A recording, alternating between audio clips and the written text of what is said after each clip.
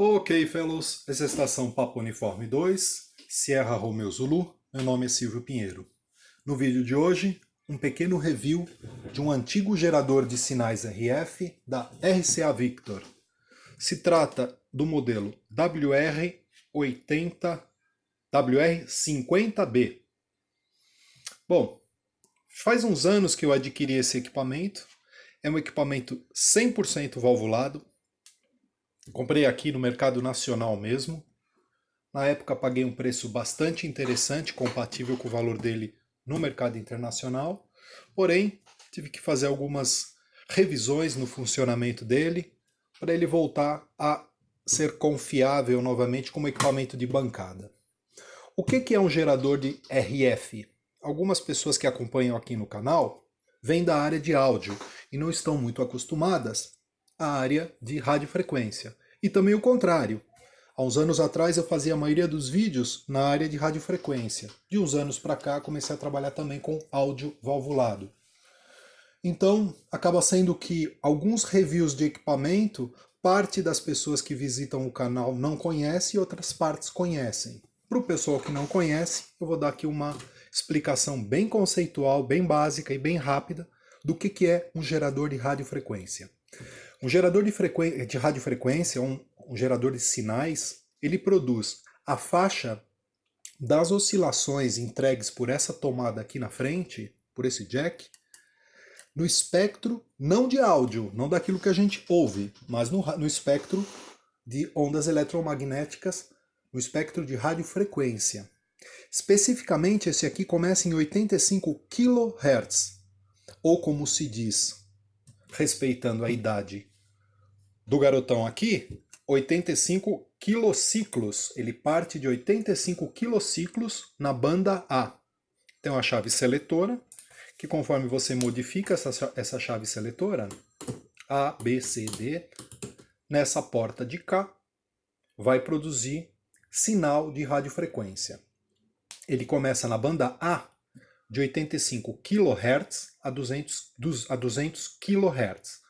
Utilizando a idade dele, vamos utilizar quilociclos. Então, de 85 quilociclos até 200 quilociclos. Na banda B, vai de 200 quilociclos a 550 K. Banda C, 550 quilociclos a 1600 quilociclos, ou 1.6 megaciclos, ou 1.6 MHz. A banda C, em específico, corresponde a exatamente o trecho do dial de um receptor de rádio AM. Um receptor de rádio AM ele vai de aproximadamente 530 kHz a 1.6 MHz, ou 550 quilociclos até 1600 quilociclos. Portanto, a banda C desse nosso gerador cobre perfeitamente o espectro de radiofrequência desse receptor de rádios ondas médias na área de broadcast, ok? A banda D vai de 1.5 MHz a 4.5 MHz, a banda E de 4.5 a 14 MHz, portanto cobre um bom trecho do espectro de HF, ou High Frequency também. E finalmente a banda D de 12 MHz a 40 MHz. Ele tem, nessa parte de cá, um modulador interno que gera um tom de aproximadamente 400 Hz de áudio para a gente ouvir, encavalado na portadora o áudio.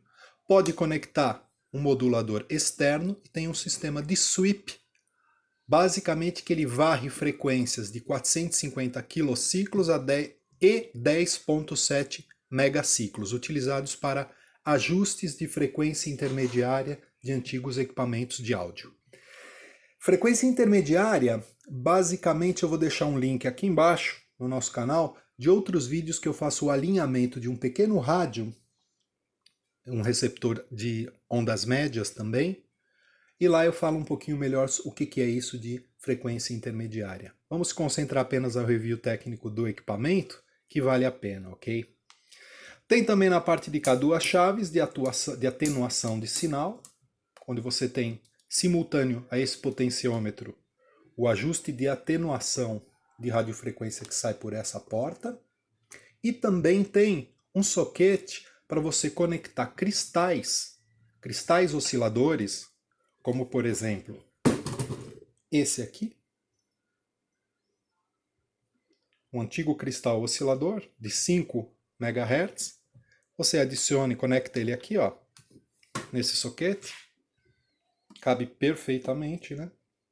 E a partir daí, o gerador se torna, desligando o oscilador local, ele apenas produz aqui 5 MHz com ou sem modulação de áudio ou modulação externa para você produzir os seus testes. Por se tratar de um equipamento bem antigo, a caixa dele, né, o Form Factory, é bem grandão também, né? Muito diferente dos geradores modernos que a gente tem hoje, tá? Essa marca aqui, ele foi feita nos Estados Unidos, é RCA Victor.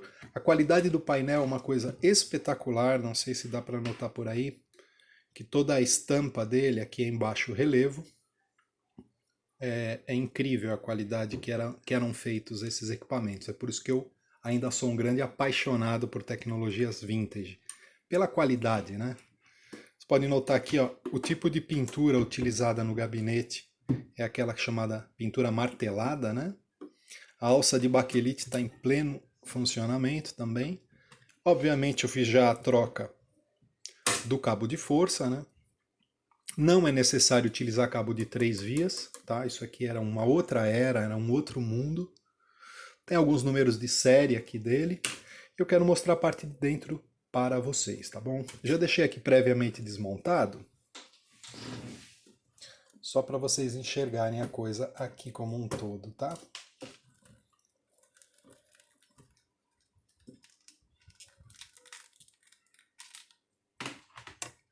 Opa, vai balançar, hein, gente?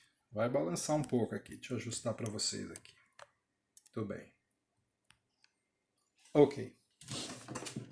Vou tirar alguns parafusos aqui da frente dele, né? Deixa eu ver se tá no frame aí. Tá.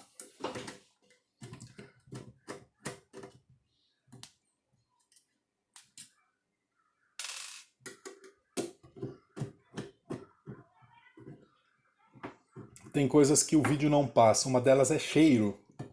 O cheiro desses equipamentos, isso aqui foi feito mais ou menos 1973 a 1975, ok? Estava dando uma consultada aqui no site radiomuseum.org, também vou deixar o link aqui embaixo. Aqui fala que foi produzido nos Estados Unidos, fabricante RCA Victor Corporation Incorporated, em New York, no ano aproximadamente 1975. Desconfio que esse é de 1973. Pela data marcada em alguns componentes, acusavam ali 1973 no número de série de alguns capacitores. Eu troquei muitos capacitores, mas mantive apenas por uma questão estética esse capacitor aqui, especificamente, que é do tipo caneca. Obviamente foi desligado e colocado capacitores modernos para funcionar. Ele utiliza duas válvulas 12 AT7, acho que dá para notar a estampa aqui no chassi, olha. Dá para ver ali, vamos ver? Logo acima da válvula deve estar, não sei se vocês estão vendo aí, 12 AT7. Duas válvulas 12 AT7 americanas, RCA. Aqui tem um capacitor variável,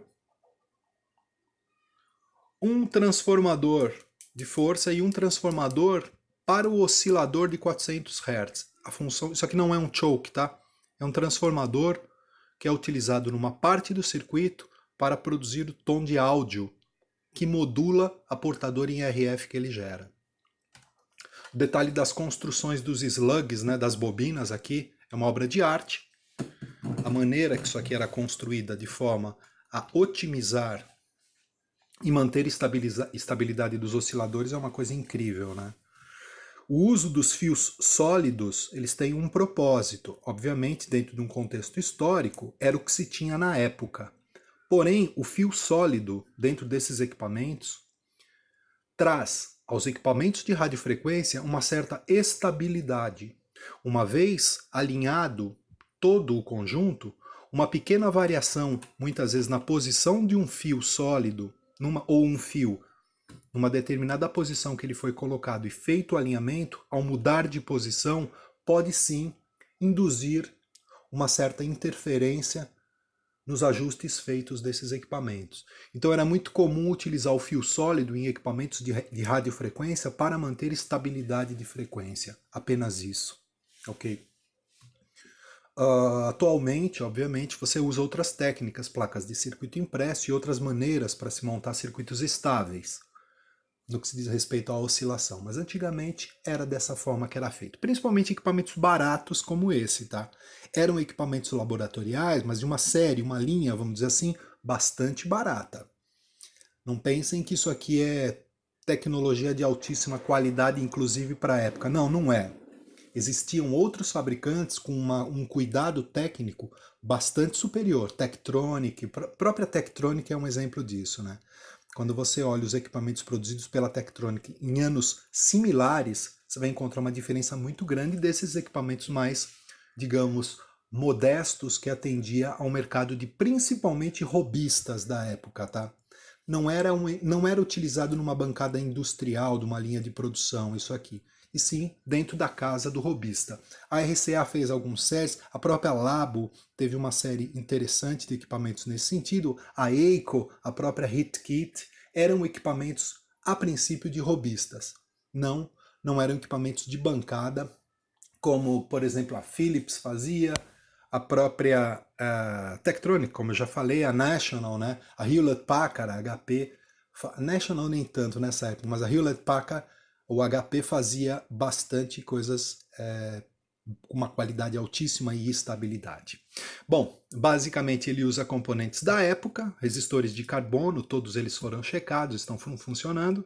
Alguns, obviamente, eu tive que trocar, alguns capacitores foram trocados e tudo mais. Não vou me ater muito a essa questão da manutenção e vamos ligar o bichão e ver como é que ele funciona, ok? Vai balançar um pouquinho aí, obviamente. Segura aí. Se balançar, me desculpa. Vamos encaixar ele novamente aqui. Um detalhe. Tá notando essa tampa metálica que tem no fundo da caixa? Corresponde a isso aqui? Isso aqui era uma técnica, na verdade uma maneira, essa tampa sai, olha. Para que ela existe? Você faz o alinhamento dessas bobinas com ele montado, ok? Não pode fazer ele fora. Você coloca ele dentro da caixa. Parafuso que tem para parafusar aí. Vou colocar alguns parafusos rapidinho aí, só para manter a estabilidade do conjunto. Faz o alinhamento de todas as bobinas depois que o equipamento está montado. Exatamente pelo que eu acabei de comentar com vocês a respeito de capacitâncias parasitas, de áreas que a própria montagem da caixa, a própria quantidade de parafusos em alta frequência começa a interferir na estabilidade do equipamento. É muito comum você pegar equipamentos de mais alta frequência na área de VHF ou UHF, equipamentos antigos, que o próprio aperto dos parafusos, digamos assim, produzia pequenos drifts na frequência da frequência do equipamento que tinha sido configurado, que tinha sido alinhado. Esse não chega a ser tão crítico, porque ele atua no máximo a 40 MHz. Mas quando você fala de equipamentos que atingem 150, 250 até 450 MHz, que seria respectivamente os trechos do espectro de VHF e UHF, até a quantidade de parafusos, o aperto dos parafusos mudava o alinhamento desses equipamentos, tá? Hoje a gente tem geradores de frequência extremamente estáveis, baseados em microcontroladores, que já não sofrem mais esse problema. Trabalham basicamente com baixa impedância e não alta impedância, como os valvulados. Portanto, são bem mais imunes a essas variações do wiring e da quantidade de apertos de parafuso. Então, antigamente, para alinhar um equipamento desse, você deixa ele ligado na tomada um tempo, uns 10, 15 minutos, liga ele, né? Para ligar esses equipamentos eram aqui, ó, nesse caso, era uma chave com... Já acendeu a luz neon aqui, indicando que o equipamento está energizado. Esse aqui especificamente trabalha com 127 volts, tá? No momento eu estou com 123 volts. Portanto, alguns alinhamentos que eu fiz nele é natural não estar 100% preciso, exatamente por consequência da variação de rede, e na fonte interna deles não existe nesse tipo, não existe nenhum regulador de tensão, nem por Zener, né? E muito menos por válvulas reguladoras de tensão como a 0A2 ou a 0A3, por exemplo. Eram válvulas utilizadas como reguladores de tensão. Muito bem. Ligou. Aí como é que fazia? Você monitorava a radiofrequência aqui e ajustava esses parafusos que tem aqui atrás com ele montado. Tem parafusos, que esses parafusos ajustam os capacitores, são capacitores de cerâmica, e lá no fundo você tem as bobinas com núcleo de ferrite. Cada banda de frequência, como por exemplo essa banda C que nós comentamos aqui, que vai de 550 a 1600, tem dois componentes, uma bobina e um capacitor. A bobina ajusta a menor frequência, o capacitor a maior frequência. Uma vez alinhado a menor e a maior, o restante do dial fica teoricamente preciso, praticamente razoável, né? Dentro dos padrões de hoje, do standard de hoje. Então era por isso que se tinha essa maneira de construir. Uma vez que você alinhava lá as bobinas e os capacitores, você fechava a tampinha e estava alinhado. Ok? Bom, já deve estar quente aí um pouco, as válvulas aqueceram. Sobre as válvulas, dando uma olhada no circuito, o que cada uma faz? Nota, aqui olha, tem o diagrama do equipamento. Esse símbolo e esse símbolo representam uma válvula, e esse símbolo outra válvula. Então são duplos triodos dentro de cada válvula. Duas 12 AT7, como eu comentei anteriormente. Essa de cá, esse triodo de cá, é responsável pelo oscilador. Ele usa um oscilador do tipo Hartley. Também vou deixar o link aqui embaixo para vocês darem uma pesquisada aí, o que são os osciladores do tipo Hartley. Basicamente, no centro da bobina tem uma derivação para cada banda e um capacitor de ajuste de frequência alta e o próprio slug que corre aqui dentro para ajuste de frequência baixa. Para cada banda tem um conjunto, foi aquilo que eu mostrei para vocês, aquela montagem circular. Então, capacitor, indutor, capacitor, indutor, capacitor, indutor, e aí vai num capacitor variável nessa válvula funcionando, nesse triodo dessa válvula funcionando como VFO, ou Voltage Frequency Oscillator, oscilador variável por tensão, de frequência ajustável por tensão, vamos dizer assim, os chamados VFOs. Na parte de cá é um buffer, que ele chama de cathode follower, ou seguidor de cathode, é um buffer, para manter a alta impedância do oscilador isolado da baixa impedância da saída. A saída é dada por aqui. Nessa região de cá você tem um oscilador de baixa frequência, que é exatamente usando aquele transformador que produz um tom de 400 Hz, que é injetado por aqui, ó, na placa do oscilador. Ou seja, ele modula pela placa esse oscilador, os osciladores de frequência, radiofrequência. Ou você pode também comutar para um oscilador externo, um modulador externo. E finalmente tem um oscilador a cristal. Essa parte daqui do triodo, ela é responsável para você conectar o cristal nesse soquete e ele começar a oscilar. Basicamente, então, são 4 elementos. Um oscilador de radiofrequência, um buffer, um oscilador de áudio e um oscilador a cristal, tudo isso dentro desse equipamento e chaveado através dessas chaves HH. Testando então ele, vamos utilizar o Keisai esse DSOX, esse osciloscópio, tá? Para a gente aferir o sinal que sai em radiofrequência por essa porta. Já setei essa porta de cá para usar 1 por 1, né? Para a gente usar um cabo coaxial, entrar aqui com BNC, né? Eu fiz essa adaptação. Eu uso praticamente BNC em quase todos os meus equipamentos. Então eu prefiro trocar as portas, antigos conectores como esse antigo RedKit aqui. Nesse caso específico, eu saí um cabo mesmo daqui com uma peça plástica e um capacitor e 2 garras de jacaré. É um negócio bastante desconfortável para os dias atuais. Então eu substituí por um BNC aqui, por um conector do tipo BNC. Ok? Vamos conectar isso aqui. Acertar o trigger aqui, deixa eu ver onde tá. Beleza, beleza. E botar aqui, ó. Aumentar a atenuação, ligar o oscilador. E tá lá.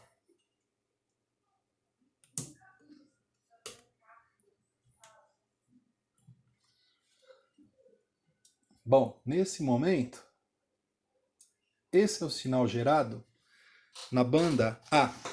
Deixa eu ver se dá para vocês enxergarem aí o osciloscópio. Acho que tá dando, né?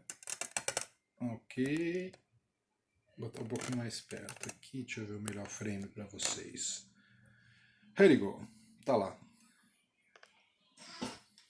Botei um anteparo aqui para bloquear um pouco a sombra para vocês enxergarem.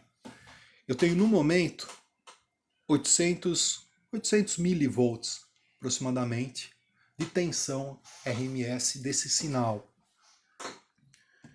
Olha ele variando aqui, ó. O contador dele aqui está dizendo que eu estou apontando aqui, ó. Vou apontar sobre 100 kHz. Gira aqui, o ponteiro vai estar exatamente sobre 100 kHz. Aqui eu tenho 96 no equipamento sendo medido, bom o suficiente. Um pouquinho para cá vira 100, um pouquinho para cá diminui do 100. Isso na banda mais baixa dele, tá? Aqui 200 MHz, ali 200 kHz, ali apontando 200 kHz. O sinal característico de um oscilador em classe B, tá? É um Hartley, mas a polarização da válvula está em classe B. Esses caras não eram muito estáveis. É perfeito o sinal gerado nesse modelo da RCA, tá? Não é uma senoide perfeita, exceto na banda C. Eu já passei por outras bandas aqui, ó, e percebi que na banda C ele está perfeito. É uma senoide bem em classe A, bonitinha e etc. Observa. Mas já nas outras bandas ele não tem um comportamento do design, ou seja, a produção de harmônicos nisso aqui é bastante alta. A gente pode até analisar isso ao aplicar o FFT e notar que você tem uma série de pontos de harmônica sendo produzido por esses osciladores, né? Olha aqui, ó, quantas. Mas dentro da época e do propósito, essas harmônicas até eram úteis, porque o técnico aplicava uma frequência, por exemplo, de 100 kHz e o equipamento, por essa característica de não ter um sinal perfeitamente senoidal em classe A, gerava harmônicas em múltiplos de, por exemplo, 100. Então ele gerava em 200, em 300, em 400, 500 e assim sucessivamente. Isso poderia ser útil para o técnico. Banda B está indo de aproximadamente 200 kHz, aqui. Lá está marcando 200, até o extremo, que seria esse dial, até 550, 551, good enough. O dial dele tem um controle de vernier. Vernier era o nome dado a esses knobs que quando você dava, por exemplo, uma volta inteira, o dial se movimentava 1/4 de volta. Então essa relação mecânica entre a quantidade de voltas aplicadas no dial principal e respectivamente ao seu mostrador, ao seu ponteiro, existe uma relação. 10 por 1, 3 por 1, até 100 por 1 nos mais precisos. Nesse caso aqui, eu acredito que, olha, uma volta inteira, 2, 3 e meia. Então, 3 voltas e meia, ele faz o giro completo. A cada 3 voltas e meia, ele faz o giro completo. Essa é a relação de aproximadamente 3 por 1 no vernier desse tipo de equipamento. Próxima banda, a banda C, vai de 1.600, ou vai até 1.600 e parte de 550. Parei o ponteiro em 550, está mostrando lá 550, good enough. Bom o suficiente também. Em 1.6 MHz, encontramos lá 1.6 MHz, com um sinal bastante adequado. Agora, anota a função do modulador. Eu vou aplicar uma modulação interna de aproximadamente 30% no sinal. Olha que interessante. Isso aqui, encavalado ao RF, é o envelope de áudio que você tem em qualquer equipamento de áudio que se propõe a produzir o efeito da modulação. É esse sinal que você tem aí.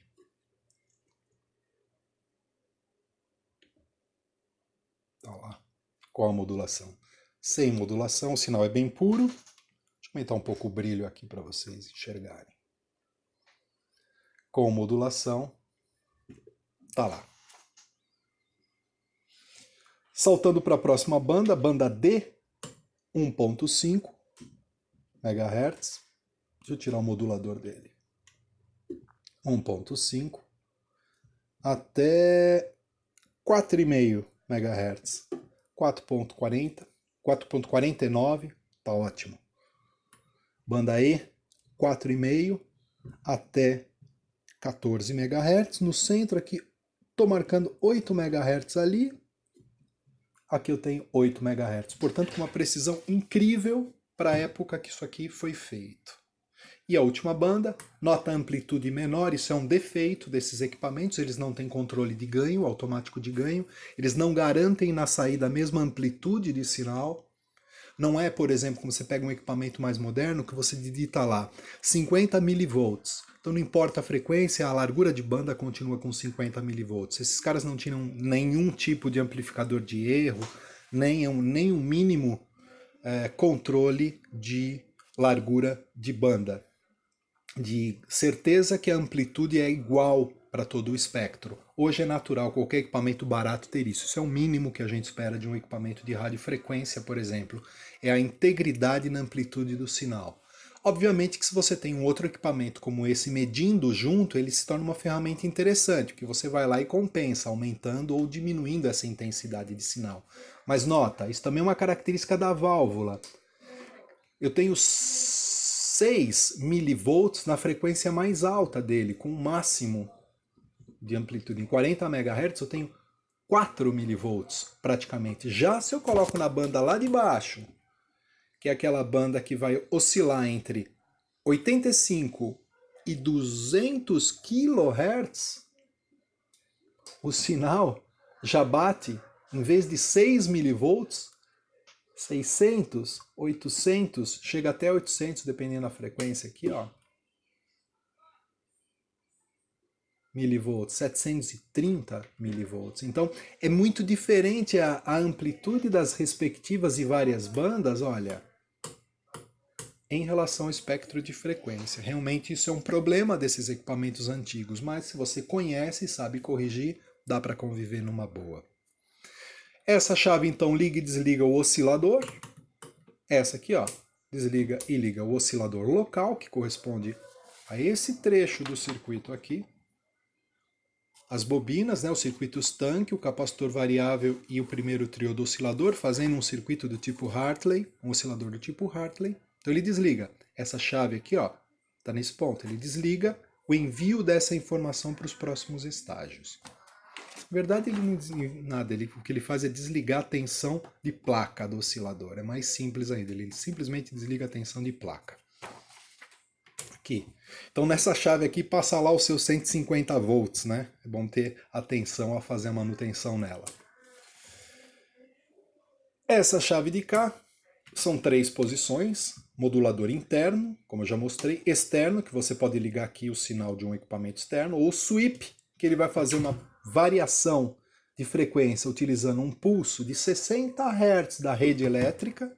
Basicamente o que ele faz aqui, ó, na saída do transformador, ele pega essa oscilação de 60 Hz precisa da rede elétrica e envia para produzir uma modulação, uma oscilação do tipo ramp, ou seja, uma variação de tensão, né? Uma curva de tensão de um gráfico semelhante a um gráfico dente de serra, ou ramp, né? Rampa, para essa informação modular um diodo varicap, a frequência de um diodo varicap. Basicamente, quando você injeta o sinal junto com esse processo chamado sweep,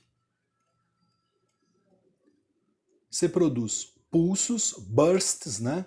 Seriam conjuntos de pulso. O conjunto a cada 60 Hz, dentro, encavalado nesses 60 Hz, você tem lá a frequência específica que você está marcando no teu dial aqui.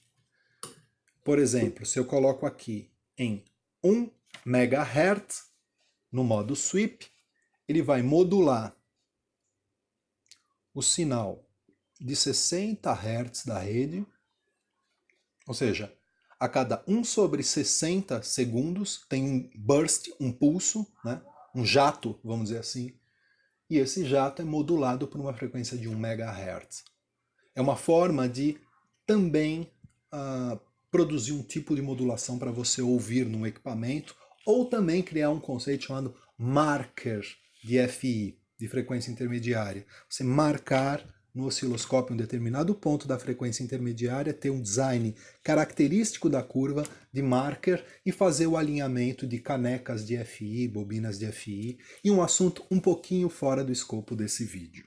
Mas de qualquer maneira, são 3 modos de modulação: sweep, externo e interno. O interno foi aquele que nós já conversamos. Ele já vai gerar para você aqui um tom de aproximadamente 400 Hz para produzir o envelope de áudio na tua onda. Tá lá, tá ok? Esse é o envelope de áudio que você tem. Então você tem a portadora, deixa ele mais fraquinho aqui para vocês enxergarem melhor.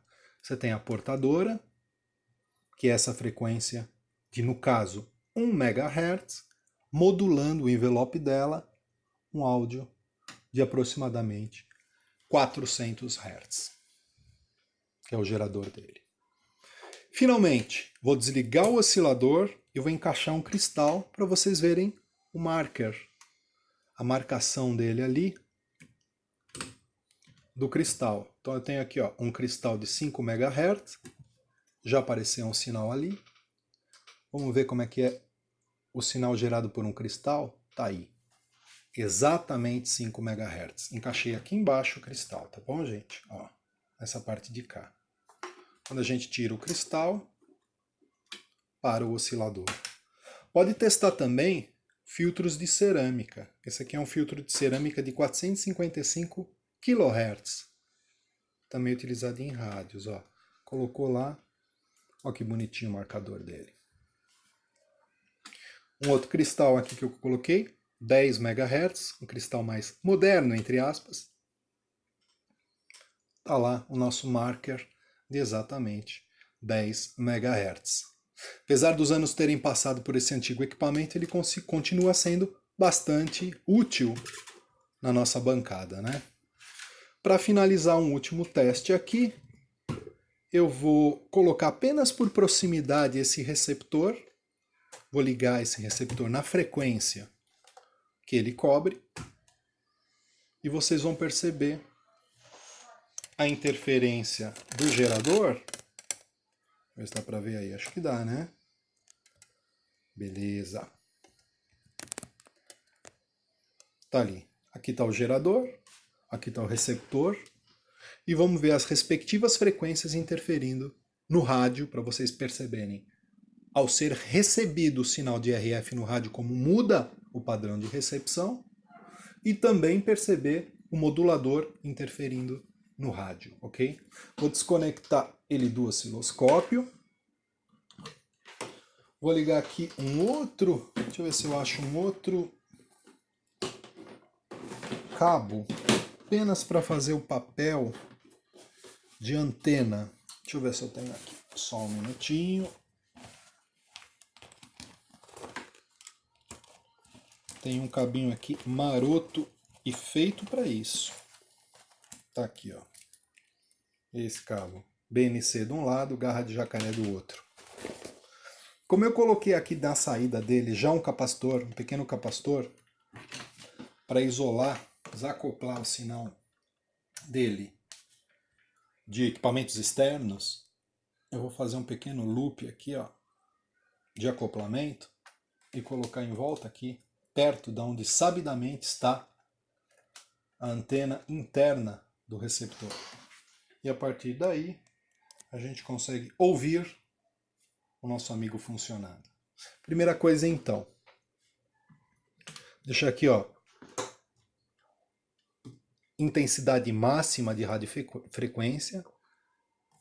Esse atenuador entre high e low vou deixar em high, ou seja, para mandar o máximo de radiofrequência por esse conector. Desligar o oscilador a cristal.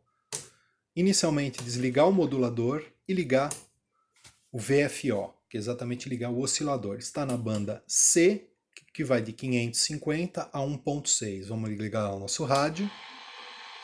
Achar que vou tentar encontrar no rádio um trecho vazio, sem nenhuma emissora, só para a gente poder ouvir o sinal chegando. Por aqui, no dial do rádio está entre 600 e 800, então acredito que está por volta de 700 kHz. Observa, quando sintonizar, você vai ouvir um silêncio. Esse silêncio é o quê? É o próprio sinal de RF sendo detectado pelo rádio, sem modulação nenhuma, mas a portadora está aí. Vou atenuar e procurar o vazio. Está por volta de 680 kHz. Acredito que está batendo sim. Vamos modular, tá? Modular inicialmente com o sinal interno dele, é um tom de 400 Hz. Ouçam. Esse é o tom modulado de 400 Hz sobre uma portadora de aproximadamente 670 kHz. Esse rádio também tem outras faixas, tá? Ele cobre também de 5 MHz a 18 MHz. Seria o espectro de HF. Então eu vou colocar aqui perto dos 10 MHz. Por aqui. E vamos trocar a banda agora para essa banda E. Tem alguém sendo recebido? Deixa eu sair fora um pouquinho. Por aqui. Banda E. E tentar achar o ponto. Tá aqui, ó.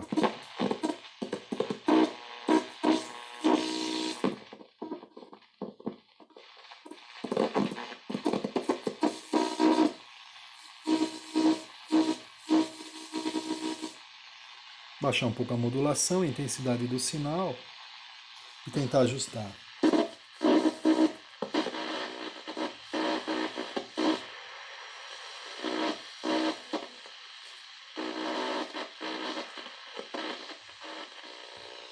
Por aí. Nessa hora, como é 10 MHz, vale a pena desligar o oscilador, colocar o cristalzinho de 10 MHz e tentar achar agora no dial exatamente os 10 MHz. Botar um pouco de modulação aqui.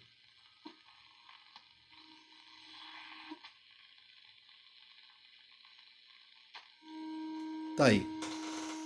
Esse ponto é exatamente 10 MHz definido pelo cristal e modulado com 400 Hz. Ok, rapaziada? Só uma pequena demonstração de um antigo equipamento e os possíveis usos desse equipamento no dia a dia das bancadas aí nossa de robistas, de amantes de radiofrequência, de amantes de válvulas e de equipamento velho. Tá ok? Espero que vocês tenham gostado. Forte abraço a todos. 73.